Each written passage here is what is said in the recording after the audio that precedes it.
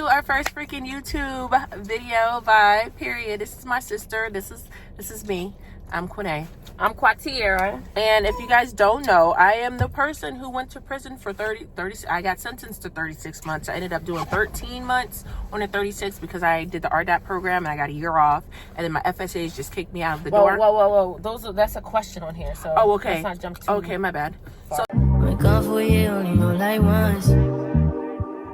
Life move fast when you do what you want. At this time, doing what I want. yeah, I was sentenced to 36 months at Alderson, West Virginia for straw purchasing, but actually for false or fictitious statements and aiding and abetting. And my sister here... A gang of charges. That's crazy. My sister here took care of my child the whole time that I was down. So I served 13 months. And we are going to just be, talking about some questions that you guys asked us on Instagram and on Facebook and on Tickety-Tockety. And if you guys don't subscribe, make sure you subscribe. And make sure you guys follow my Instagram. We're just learning, y'all. Yeah, we're going to put it in the joint. Y'all going to see it. So the My first sister bought me question- these earrings. I did. What's the first question? Give me a second. How did you cope with being away from baby girl? Ooh, that's a good one. That was a hard thing. I honestly never did. Like, every day I missed my baby. It was like very hard, especially like having no control over what my daughter's doing, how she's being raised. Like, I could influence some I had no control because I was in prison. And then I had to let go of the control, which was very hard. So in the beginning, I feel like me and my sister, we clashed a lot because I was trying to tell her how to raise my daughter. And she was like, we're going to have to beep that out.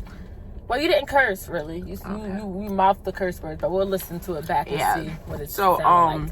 It was very hard to cope with it. I ended up like working out a lot to try to like numb my feelings and numb my emotions until I went to the program that I actually had to sit with it and be okay. And I became content and I let go and let will to my sister. Yeah. How did you feel? Why back when you were growing? First getting Zori was complicated because my sister had her a certain way and she was so used to like being with my sister and like their routine, you know what I'm saying, like breastfeeding and things like that. There was times where Zori would want to play with my boobie because that she would stick her hand in my sister's boobie and stuff like that, and I had to cut that out. And then she would cry for my sister at nights for hours on end, and I would have to sit there and talk to her. It was even more complicated because like I felt like, and this is my feelings, I felt like, when like I never had to share a child with a baby dad. Like my baby dad passed when my son was 2. But he wasn't really there that much, even when he was alive, because he was like in and out of prison. So like having to share a child and actually talk to another parent was a lot because like we parent differently. And I felt like there was times where I was trying to do things and, the baby daddy wasn't much of a service until we would have a conversation, like getting her off the binky or sleeping alone, and things like that. So it was it was a lot to adjust, but we better now. That's easy, baby. Yeah. That's my baby. It was very hard. But what's the next question? And then I would hit her up and let her know everything that was going on and stressing her out. Yeah, because I had no control. I was like, bro, I can't do nothing. I'm in prison. I don't know. Ooh, did you feel like a bad mom when you turned yourself in on the last day? I did, but I didn't. Like, it was more or less like I felt like all this happened when I was in my early 20s. I am now 28. So all this happened before I even had a kid. And I would have felt like a bad mom if I tried to go on a run and they got me and I had my daughter and, you know what I mean? But me turning myself in and doing what I had to do to get this case closed and I don't have to keep looking over my shoulder, thinking the feds is going to get me, knowing that I've done bad and, there's consequences for every action. So I didn't really feel like a bad mom because I knew for a fact my sister had my baby and I knew she was going to take great care of my daughter. But if I didn't have nobody to take care of my daughter, I would have felt like SHIT. I got a question for you.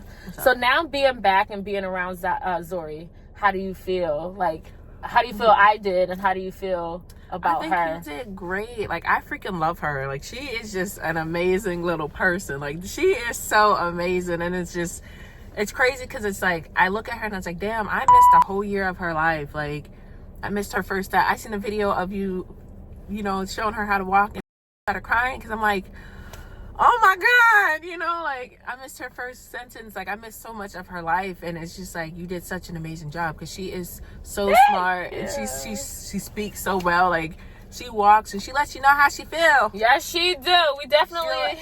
She'll let you know how she feel. Like, you did such a great job. Thank you. I'm proud of you. Yeah, her learning how to walk. She like, no, y'all carry me. This is what you guys do, and I don't want to walk. So it was something that we worked on every day. Yeah. Every day, and then she finally got it. It was that my amazing. baby. Yeah, you did great. I love her. I love my baby girl. Like, she is true. Like, I love her. She's a lot of her, and she got a little bit of me in her now. But she's a lot. Yeah, but I feel like she's just the best parts of me. Like, yeah. she's so sweet, and she's like kind, and like at the same time, very she lets you know. She got manners, yeah. And she's so nice. Like, she's just like the best version of me, and I just love looking at her. Like, you go, mama. You know, like. And she makes you a better person too, because like, when it comes to like you doing something for her, you know, she says thank you and things like that. And if you don't respond or pay attention that she's saying that, she's gonna make sure that you tell her you're welcome. Like, she's like, thank you. Thank you. Yeah, she's gonna make sure. All right, next one. I got a question for you. Okay. So, how do you feel Zuri has changed you? She has given me so much more patience. And she showed me, like, I feel like when you have a daughter, like a son shows you gives you the type of love that you need. You know what I'm saying? But I feel like when you have a girl, I'm not saying she was my daughter, but I raised her like she was my daughter. I feel like she taught me how to love a different way, if that makes sense. Because I feel like daughters need a different type of love than boys do. You know what I'm saying? Like, boys need, obviously, I feel like boys need more love, but like daughters need a different type of love. I don't know. Affection and stuff. No, because I feel like boys need that more than girls do, because they feel like black boys feel like they have to be hard, or, you know, they can't show their emotions and things like that. But I feel like a girl needs that like softer, feminine type of love. You know what I'm saying? Like, I don't know how to explain it, but girls need a different type of love. And I feel like she taught me how to be like a softer me. Okay. Yeah, that's what it is. She taught me how to be a softer me. And I appreciate that because I could take that into like a relationship, and, you know, if I have my own kid down the line, another kid down the line, I can take it with her too. Yeah. All right, so how was it being in jail away from your family for so long? Lonely. We miss you. Y'all too. It was lonely as ever, bro. Like, that was like, I've never felt so alone in my life and I went to college, and I was in college by myself, but at least in college I got to go home, or you came to visit me, you know, and I got to FaceTime you whenever I needed to, or call you whenever I needed to. But in prison, it sucks, because it's like someone tells you when to wake up, tells you when to eat, when you can sleep, when you can take a shower, when you can take like, prison is terrible, and I don't know why people try to glorify prison lifestyle or being in prison like, oh, I'm so hard because I went to jail. That I don't want to go back there. That was like the worst experience of my life. Like, I will never do prison again, and I needed that because it's like, humble yourself. So, growing up, Dad was like a drill sergeant. Do you feel like prison was like another being with Dad? Yeah, kind of, right? Except for I wasn't getting beat on. Well, yeah, like being locked in your cell. Like, we had freaking 10-minute moves, or being having lockdown when we can't leave out of our cell. Like, there was a time when we was in RDAP and they got in trouble because the girls before them, 165, ended up flashing their boobs and doing like a marathon walking around. Oh, wow. And then I had a birthday party in prison. Yeah, and so the whole group got set back 2 weeks, and then another group got fined $10, and then we got on probation or whatever, and we weren't allowed to speak in the unit, in our cubes, cube visit, or even have. So you couldn't even talk to your cube mate? We couldn't speak. That's crazy. And then we had to be at a whisper, and then we couldn't even go to the TV room. Everything was shut down. So for 4 months, the unit was quiet. So when we was able to start talking again, everybody was scared. It was like COVID. like when COVID hit and we had our face mask and we had the social distance, you know what I'm saying? I have another question for you. So once you got into RDAP, they made you be accountable for your actions, right?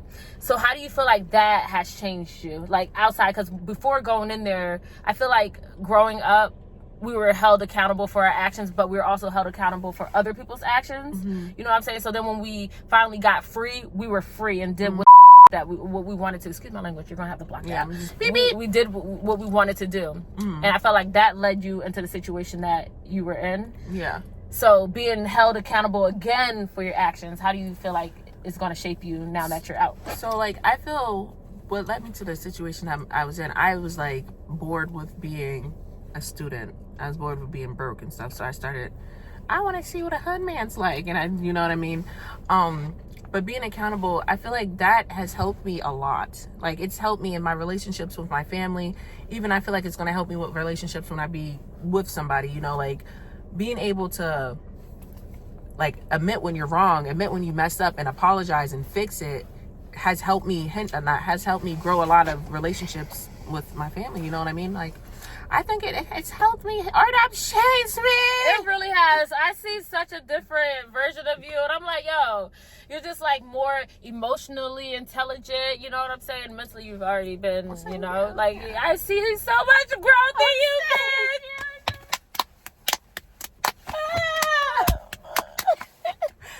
We gotta remember to look at the camera. Oh, God, yeah. So that we used to do that every time it was time for me to leave a visit.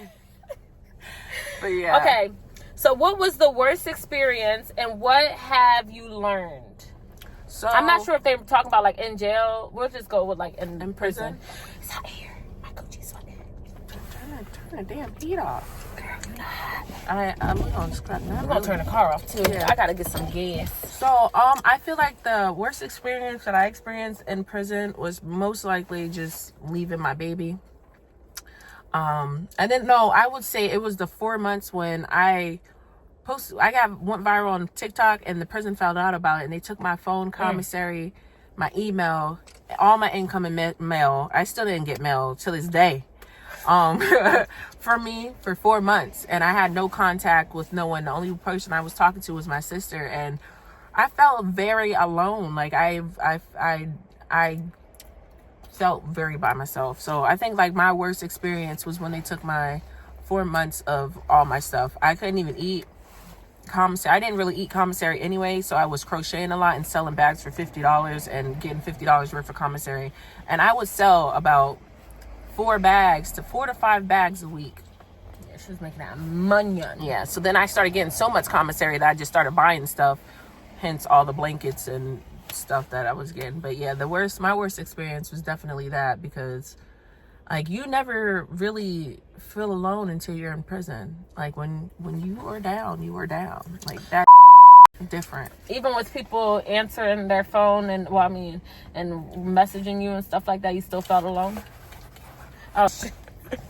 Yeah, it's not that like I didn't have people to talk to. It was just a simple fact, like I'm all the way 7 hours away from my family. I don't really know any of these people I'm in here with. Like, you could be whatever you want to be in Alderson, West Virginia, is what we always say, because nobody's telling the truth. There's nobody who's like really real and authentic. Everybody's using everybody for something. So I stayed to myself because I'm naturally a loner. So it was very, very, very lonely being in prison. And that's like the worst experience ever. But I loved it because I needed to really find myself, because I was going through postpartum when I got in there. And that was the longest that you've been away from, well, me. Yeah. You've been away from a family for a good little minute, but like that was the longest we've been away from each other. Yeah. So that was hard. What was the hardest thing for you? Huh? What's the hardest thing for you? The hardest thing for me was just getting Zori to adjust from being away from you. Like, she wasn't used to it. Like, I literally had to, we were just talking about this yesterday, I would have to steal Zori from her in order for me to get her. Like, I would be able to go over there, visit, and hold her or whatever, but for Zori to come spend the night at my house or anything like that, I would have to, like, no, I'm taking her. Mm-hmm. I'm taking her. She wouldn't wash her for a week because she would just sit there and I would have to go over there. I'm like, yo, go take a shower. And she'll go upstairs and take a shower. Me and Zori will be gone. Yeah. We'll be gone. And I then was going through postpartum. she'll come crying on TikTok, my sister stole my baby, and did. She'll be okay. I got her food. You know, I took milk from out the refrigerator, diapers. She's good. Yeah, she was. She's good. That was the problem. I would answer. I would give her a minimum of 2 calls a day because she would try to be on the phone the entire time I got her. And I wasn't with it. All right, so I probably missed this part. How did you get your sentence reduced? Okay. Well, yeah. So, I was accepted into RDAP, and I was able to get the time off for RDAP. So RDAP is a residential drug abuse program, something like that. They changed the names to it, but so that's a 9-month program, and you do the 9 months, and if you get the time off right after you graduate or transition, you'll be able to leave. So I basically was able to leave after I finished the program, but that program was hard as hell. Like, they make you work for that time. That was the hardest thing about being in prison. Like, I wasn't able to be in prison and chill and have a good time, like, because I went in there and I had a mission to come home. And then on top of that, you get First Step Act points. Like, you get basically credits towards your time to knock it down. And then you get the Second Chance Act, will give you extra halfway house time. So I only had to do 13 months on my 36. Tell them about your routine, because you said that you wasn't able to, like, you had to wake up at a certain time, you couldn't go to sleep after a certain time. So in RDAP, you got to wake up and be fully dressed you got to wake up at least 6 o'clock, because it took me a while to get ready. But you got to be fully dressed in your whole uniform by 7:30. And then by 8 o'clock, we have to be in morning meetings. So 8 to 9, we're in morning meeting, and 9 to 11, we're either in phase group or small group. And that's when you just process about, like, your feelings and everything. And then after that, it's lunchtime. So from 11 to 12, it's lunchtime. Then 12:40, we had count.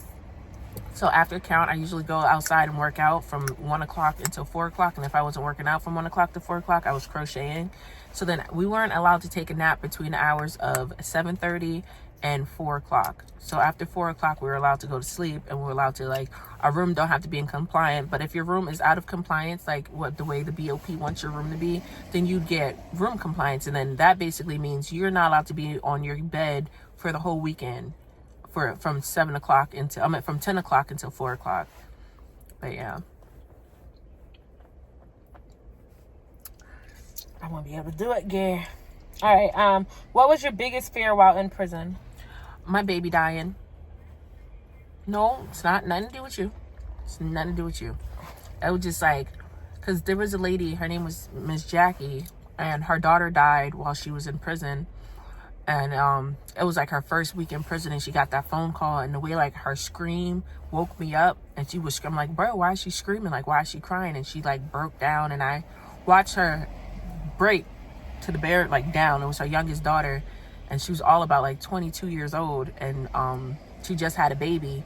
And her daughter, like, the way she hurt while having a baby. No, it was after she was really skinny, and she started taking that what's that orange thing that make your butt grow, that make you gain weight? Epinephrine. She started taking that, and I guess she had, like, an allergic reaction or something in her kidney, and she went to the hospital, and they didn't catch it in time, and she ended up passing away.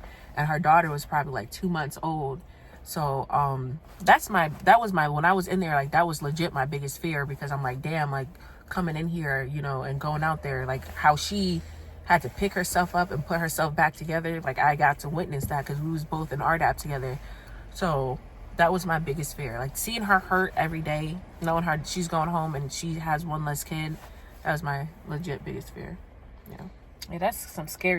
Yeah. That would have been mine too. Yeah, because I didn't even think about that until she came in, and, like, that the way she screamed. Yeah, there's nothing like that, like having to bury your child before you go. Like, they didn't even let her go to her daughter's funeral. Like, they wouldn't write her a writ to go.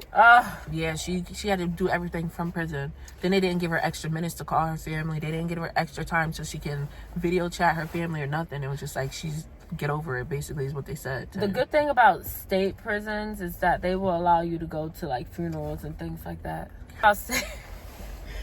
They gotta look at the camera. The good thing about prisons is the state prisons is that they allow you to go to, like, family funerals and things like that. That's really it. You're not going to a birthday party, but yeah, a funeral you can go to. Okay, so they said we missed you. Time flew by. How are you feeling? I feel amazing, just to be out, just to be home, just to, like, not even be in prison. It just feels great. Like, even being in a halfway house feel great, because I still feel like I have that little bit of freedom. And I ain't got too much freedom. What time is it? Oops, gotta go. What time is it? We got 9 minutes. Oh, all right, what's the last one?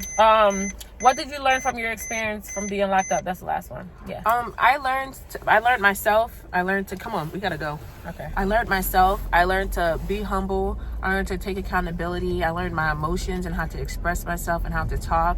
I learned to stop putting unrealistic expectations on people and to allow people to be who they are. That's a big one. Yeah, like I've learned to communicate. I struggle with cut off still. With cutting people off? Yeah, like if someone do something I don't like, I'll just stop talking to them instead of explaining it. But I've learned a lot from being in prison. We just right down the street, right? Yeah. I feel like that could be healthy though. Like if someone's not respecting your boundaries and you just cut them off because they continue to do the same. Yeah. I feel like that's healthy on your behalf because you're not going to have to worry about them not respecting you. Because if they're not respecting your boundaries, they're not respecting you. Yeah, so I learned a lot from being in prison. I really needed this time. I really learned how to ask for help and actually accept help and how to appreciate and be grateful for things because I was very ungrateful. You know, I learned that I can trust my sister. We have such a better relationship than we did before I went into prison because we had a terrible relationship. I don't think we had a terrible relationship. I feel like we couldn't communicate, and I felt like we were both in toxic headspaces. I don't think our relationship was terrible. Terrible.